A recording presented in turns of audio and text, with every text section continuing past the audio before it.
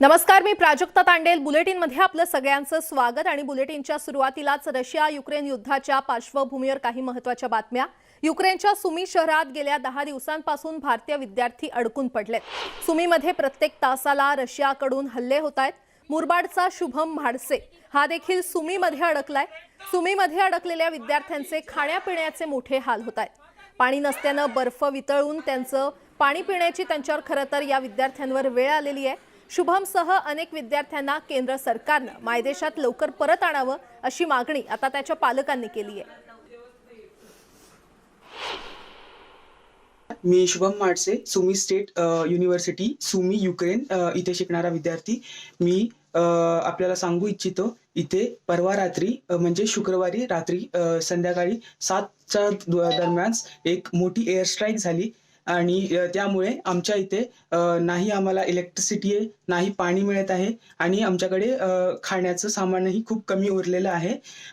आणि आम्ही भारत सरकारकडे खूप आधीच रिक्वेस्ट केली होती की आम्हाला इथून लवकरात लवकर काढावे, पण आमच्याकडे काहीच लक्ष दिले गेलेलं नाही आहे. आणि माझी आणि आमच्या सर्वांची हीच रिक्वेस्ट आहे की आम्हाला इथून आम्ही कारण की ईस्ट बॉर्डरला आहोत, तर आम्हाला ईस्टर्न बॉर्डर थ्रू लवकरात लवकर काढावे आणि भारतात आम्ही लवकरात लवकर आम्हाला आणावे.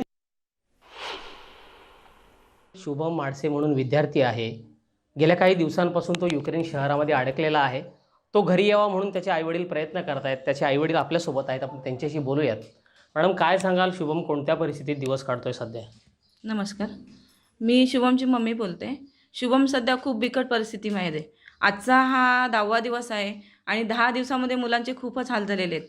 आज जरी त्यांना सरकारने सांगितलेलं आहे की तुम्ही बाहेर पडा, निघा, परंतु ज्या सुमी स्टेट युनिव्हर्सिटीमध्ये हल्ले होत आहेत सध्या, तिथून मुलं ह्या परिस्थितीमध्ये बाहेर पडणं अशक्य आहे. आणि मुलांना मेन म्हणजे बाँड्री जी आहे ती रूसवरनं आहे. रूस त्यांना जवळ आहे. पोलंड हा मार्ग त्यांच्यासाठी अवेलेबल नाही आहे. पोलंड हे त्यांना खूपच दूर पडते.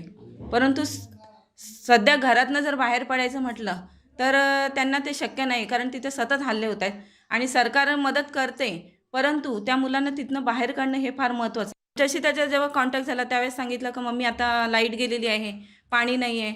आमच्या नशिबाने म्हणे स्नो फ्लो पडतो, ते स्नो आम्ही गोळा करून ते पाणी वितून आम्ही ते पाणी पितो.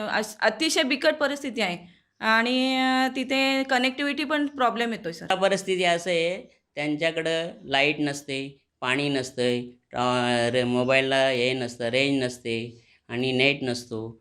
आणि दुसरं म्हणजे त्यांना खाण्यापिण्याचे सध्या पूर्ण खाद्य त्यांच्याकडे आता एकच दिवसाचं शिल्लक आहे असं सांगितलं त्यांनी. असं आहे. बरं, आता काय तुमचं म्हणणं आहे? शेवटी सरकारकडे काय गारणं करता येतं? सरकारकडे आमची एवढीच मागणी आहे की त्यांना कुठल्याही परिस्थितीत भारत सरकारने इंडियामध्ये घेऊन यावे. केंद्र सरकारनं लवकरात लवकर आमच्या मुलांना घरी आणावं अशी अर्थहाक या पालकांची केंद्र सरकारकडे आहे. गणेश गायकवाड, न्यूज 18 लोकमत, मुरबाड.